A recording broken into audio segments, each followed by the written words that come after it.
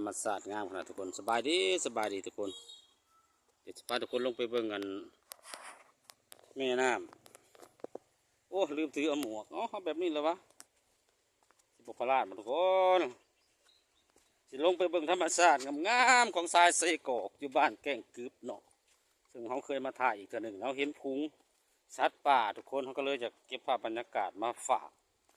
มันสิกลมกลืนกันอยู่กับธรรมศาสตร์โอ้ยรองเท้าก็แห้งมันมีรอยย่านพลาดกับพนันทุกคนเลยพอดีเขามีเวลาเหมือนมาตอนสายๆก็เลยเรามาเก็บภาพบรรยากาศอยู่สายน้ำซีก็มีแค่เจ้าอาบน้ำอยู่ผู้เฒ่าเพิ่นอาบน้ำป้านุ่มอาบน้ำด้วยทุกคนเลยกับแก่งโหดหินเดี๋ยวไปเบิ่งน้ำกันทุกคนเราเห็นสัตว์ป่า สัตว์ป่าวัดตีเสร็จเลยอันดีฝูงควายเขาคงจะอาบน้ำขึ้นแต่น้ำไม่ไหมพออันนี้จักตัววะ1 2 2 4 6 7ทั้งตัวน้อยเนาะ2 4 6 8โอ้8 9ตัวพอเด้อ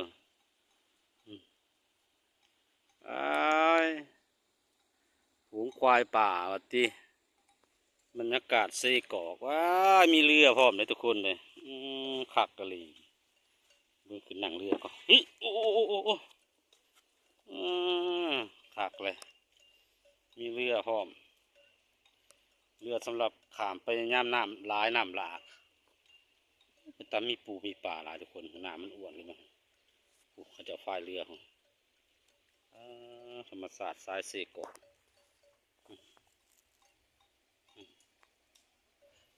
คอยนะฮะกินหญ้าธรรมศาสตร์ลงอาบน้ำลุยน้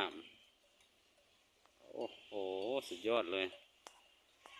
งามแหงคนงามแหงโอ้โห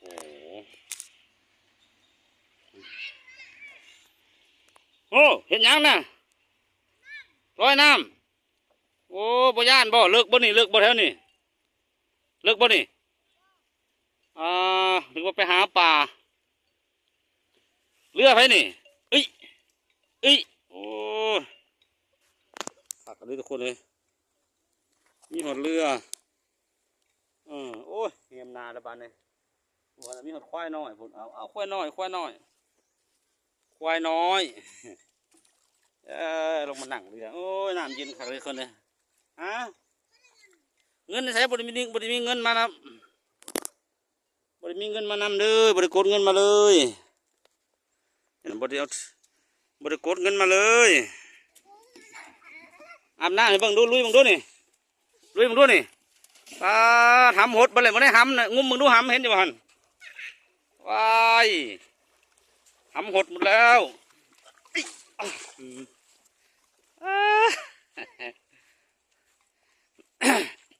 ลองมึงดูบ้านลองลอยมึงดูบ้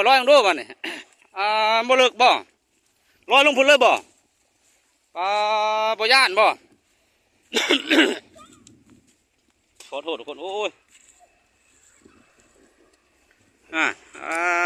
เด็กเล่นน้ำด้วยบ่วงของนะ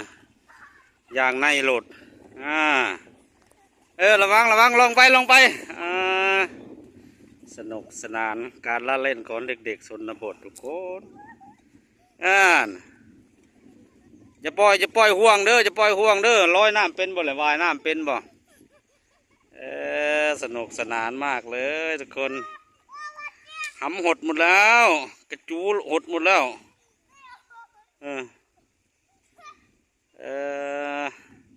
เขาบ่หนาวเนาะแต่อากาศก็อุ่นๆดอกบัวสวายแหละตอนเขาถ่ายบันทึกภาพนี่ประมาณ11 นาฬิกาทางใต้จะเป็นข้าเจ้าอาจจะตกเปียกตกเบ็ดเนี่ยอาจจะมีป่าอยู่บางสูงมันก็คล้ายๆแม่น้ำใหญ่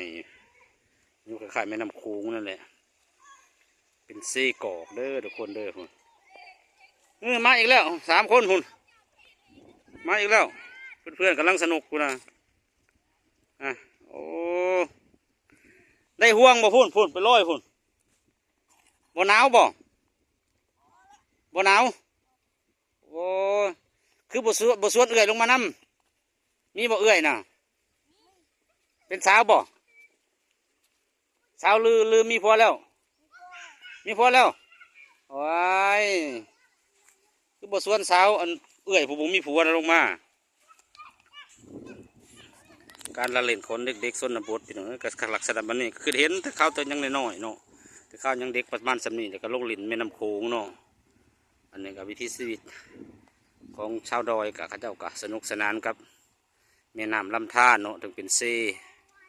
เป็นสาขาของแม่น้ำซีบางเหียงนั่นแหละไหลมาแต่พูพี่น้องเอ้ยอาจจะมาแต่พูแหละเมืองวิระพูแหละไหลลงพูแหละตกไปใส่ซีบางเหียงอยู่เมืองเซปูนเนาะสำหรับทรายเซกอกสายน้ำแห่งชีวิตของชาวเมืองวิระบุรีแล้วเป็นสายน้ำแห่งเล่ชนิดหนึ่งเป็นเล่ที่ว่าราคาสูงเนาะนั่นก็คือเล่ทองคำตามสายน้ำตามลำธารสิผัดเอาตะกอนเอาทรายเอาเล่ต่างๆมาแถวนี้มีแต่เล่ทองคำทั้งนั้นทุกคนเสียดายแต่เฮามาเลยบทถือส่วงเขาจะมาล่อนทองเนาะก็ได้มาเห็นแต่เด็กๆเขาเล่นน้ำกันอยู่โอ้ระวังเด้อแถวนั้นย่านเสียนไม้แหลมๆอย่าพักกันปีนนั่นกลัวย่านเด้เสียวเด้อนะย่านเสียนไม้ตอไม้นะเด็กกลุ่มนี้ตรงนี้บ่มีห่วงตัวนี้โอ้กระโดดเลยเด็กๆเขาบ่ย่านเว้ยเขาคงเคยชินมั้งระวังเด้อย่านไม้แหลมๆนะเขาบ่โอ้ขึ้นไปปีนขึ้นไปพุ่นเขาบ่มีความแบบนั้นนะจะกระโดดเด้กลัวไม้ทิ่มเอาเด้อน่ะนี่กลุ่มนี้มีห่วงนี่มีห่วงยางนี่ใครเนี้ยนี่โอ้สนุกสนานกระโดดลงมาอุ้ยระวังย่านไม้โอ้โหกระโดดลงแบบนี้มีความเสี่ยงนะไอ้หนูอย่ากระโดดนะอย่ากลัวอยู่ใต้น้ำกลัวมันมีไม้มีหยังฮะโอ้ไม่ใหญ่เราอำนาจผมเราปลาโน้มอำนาจเนี่ยผมไม่ใหญ่ครับ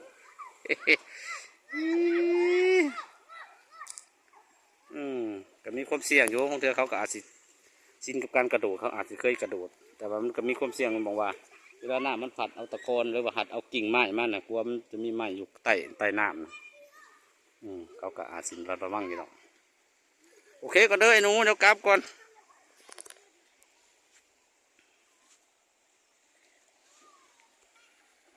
เดี๋ยวกลับก็เด้อไอ้หนูเด้อเล่นให้สนุกแต่ระมัดระวังเด้อระวังกระโดดกลัวไม้อยู่ใต้น้ำนั่นแหละกลัวไม้มันจิ้มตูดเอาเด้อระวังเด้อทางนู้นหำหดหมดแล้วนะ3 เด็กนะโอเคทุกคนเดี๋ยวเขาก็จะขออนุญาตไหวขึ้นเมื่อก่อนบันนะเดี๋ยวจะไปเก็บภาพบรรยากาศทางเทิงอีกจักน้อยหนึ่งเนาะก็สิเห็นมือเนี่ยเด้อทุกคนเด้อเขาบ่ได้ไม้อุปกรณ์ยังเลยใส่มือเลยสัมผัสการอวยกล้องหรือการหมุนกล้องอาจสิบ่ถนัดปันใดเนาะภาพมาสิเวียงในจักน้อยก็บอกว่ากันเด้อทุกคนเด้อเก็บภาพบรรยากาศมาฝากตอนสายๆของวันที่19 มกราหรือว่า19 มังกรเนาะเขาก็สิย่างขึ้นเทิงไปเก็บภาพบรรยากาศทั้งเทิงอีกก่อนเทิงคลิปก้อนนั่นก็เคยมาลงตัวนึงแล้วเนาะแล้วก็มันนี่ก็เลยโอกาสมาเก็บภาพบรรยากาศดีเพราะว่าเห็นพุงควายที่กำลังย่างเดินตามรอบๆมันริมตะพังเห็นภาพบรรยากาศแบบชนบทก็เลยสละเวลาลงมาเก็บภาพอีกว้ายตัวเมื่อยไม่แห้งโอ้ได้เมื่อยหนึ่งเลยทุกคนเลย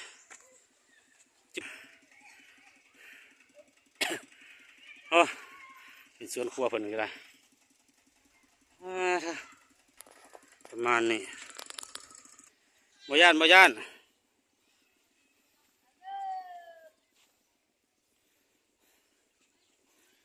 นเขาเจ้าอยู่ทางนี้เด้อคนเด้อญี่ปุ่นหมู่บ้านแก่งกึบเกินกับเมืองเซโปนเนาะ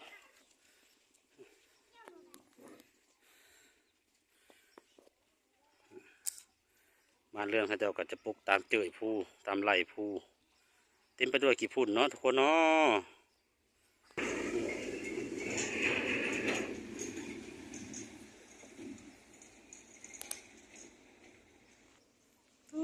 กี่พุ่น